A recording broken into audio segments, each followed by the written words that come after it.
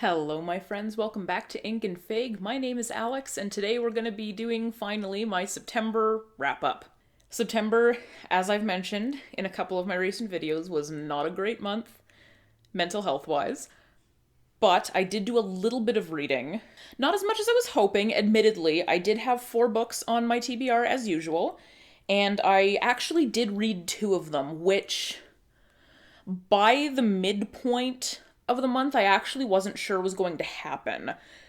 Just because it took me 16 days to get through the first one, and it's like a pitifully short novel, and it really shouldn't have taken that long, but it did. So we're going to go through everything that I did read, everything I didn't read, and everything that I got sort of close to, and we're going to chat about it.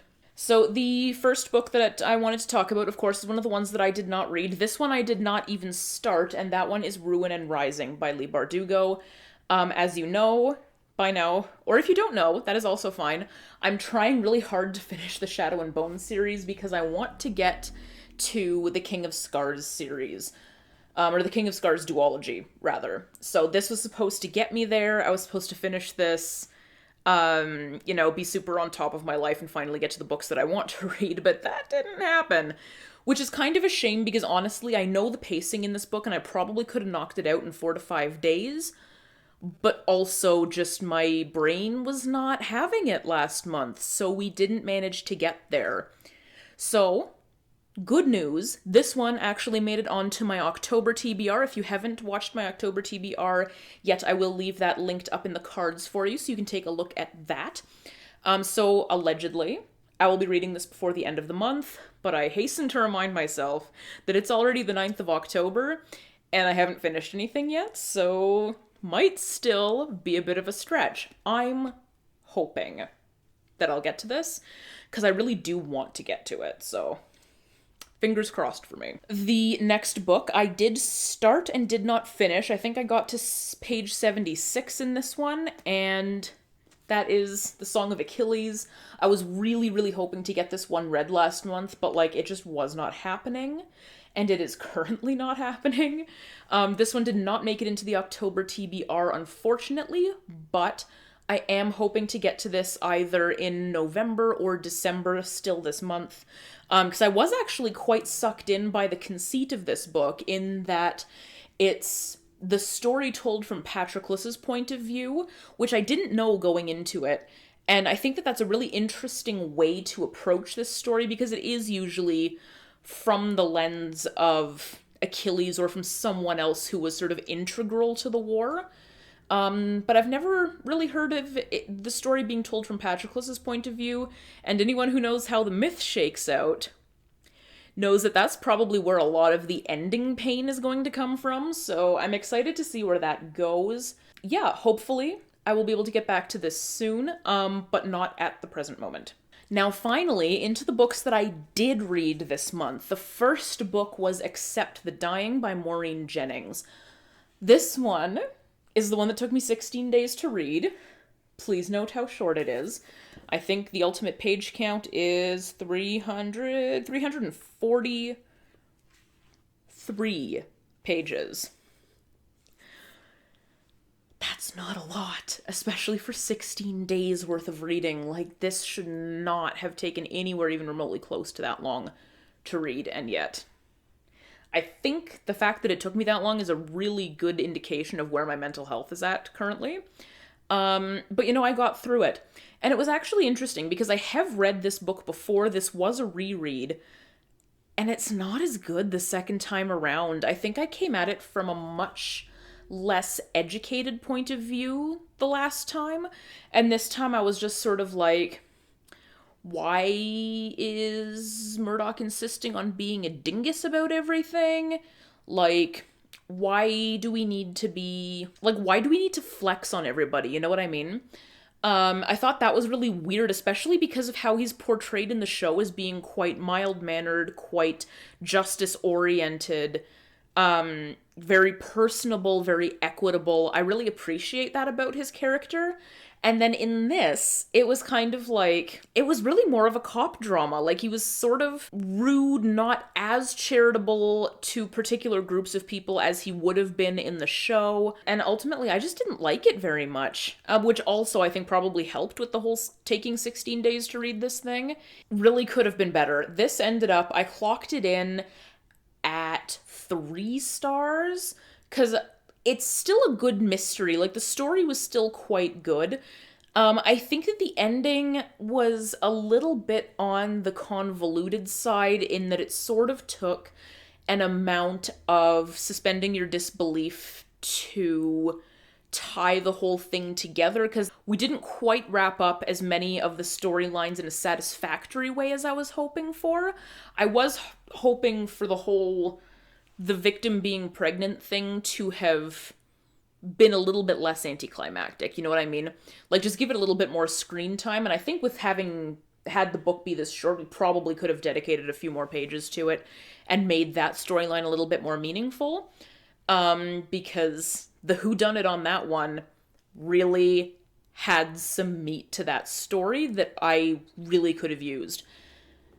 And then just, like, developing Murdoch more as a character, I think would have been really interesting in this, because, again, he's so different in the show, and I think he is, or, well, in my memory, he's a little bit more different in the other books also, so it's sort of like a really slow build-up of his character. But he really kind of came out of this book being very similar to how he went in, and I don't necessarily think that his character development was a good driving force behind this book. It was definitely more about the murders, and even then, the murder was kind of anticlimactic at the end, as I said. Like, there was a lot of interesting scenes and a lot of interesting physicality in those scenes, and it was sort of staged in a very interesting way, but I don't necessarily think that it didn't make it a very interesting book all in. So I'm giving it a 3.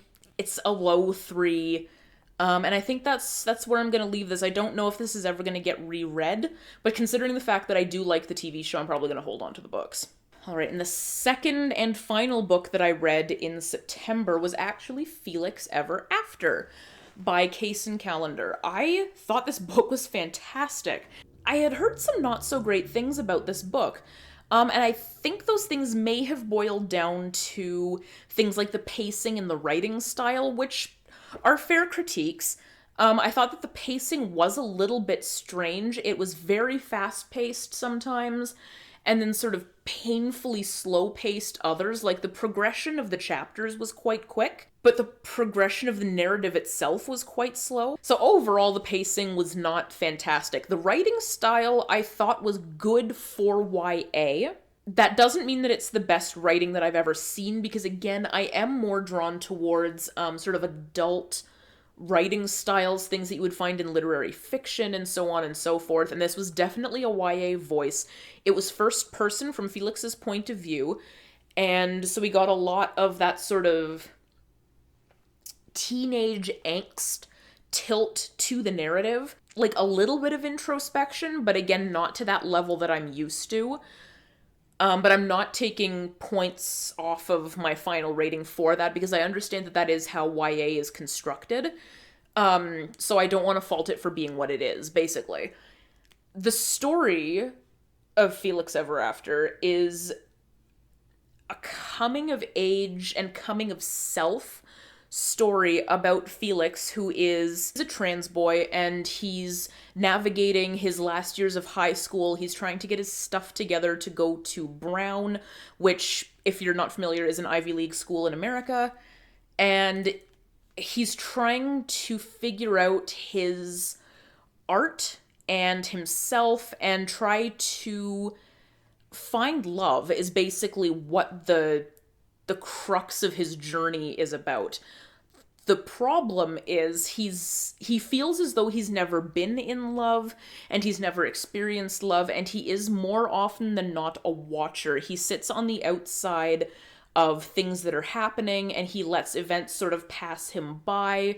He doesn't necessarily get involved in things unless he's dragged into it by his best friend.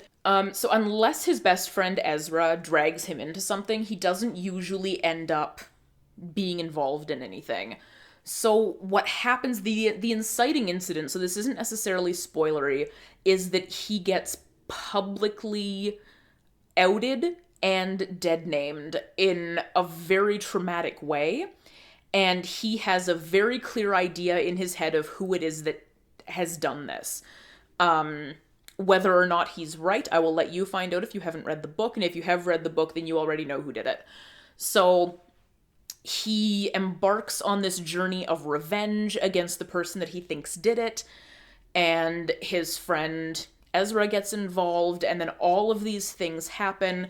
And he eventually learns to come out of his shell and just sort of take ownership of the things that he can control and then let go the things that he can't, which I think is a really big and profound message for a lot of us, because especially right now in the world that we're living in and with the number of terrible things that are happening in the world right now, we have to at some point figure out where we can make a difference and where we have agency in how our lives are turning out and how the lives of others are turning out, and where we don't have agency.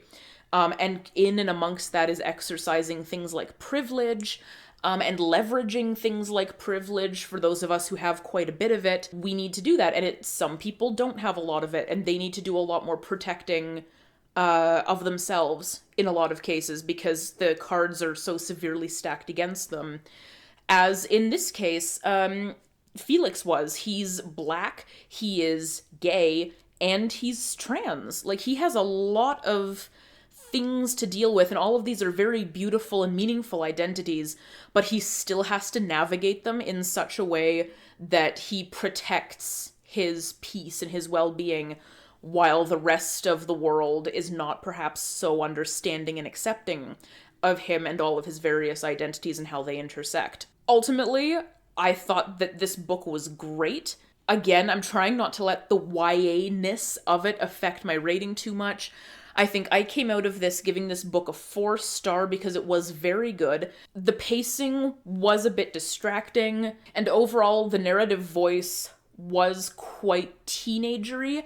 And one aspect of Felix's personality that I didn't like all the way through, and that I don't necessarily think served the plot in the way that the author was maybe hoping to, was that Felix was kind of thick sometimes. Like, he could be facing down a problem, and it's a pretty black and white problem, and he'll be like staring at the right answer, and then he'll go, nope, and go off in another direction. And I'm like, I think that's part of like the YA trying to like pace it in a way that a teenager would think about it, but I'm like, I don't necessarily think that that was terribly realistic decision making, and I didn't agree with that. So I thought that that was a bit clunky overall for his character development, so I didn't like that as much as I could have liked a slightly different characterization for him. So this book for me gets a 4. And that's my September TBR. Thank you so much for tuning in.